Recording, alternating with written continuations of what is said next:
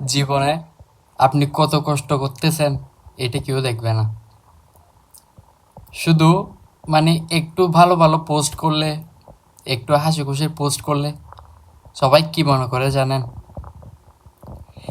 একটা বউ লাগবে আমার জন্য, একটা বউ লাগবে আমার জন্য।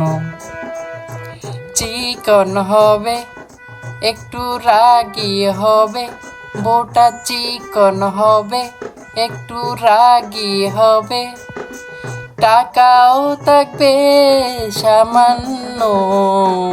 একটা বউ লাগবে আমার জন্য, একটা বউ লাগবে আমার জন্য।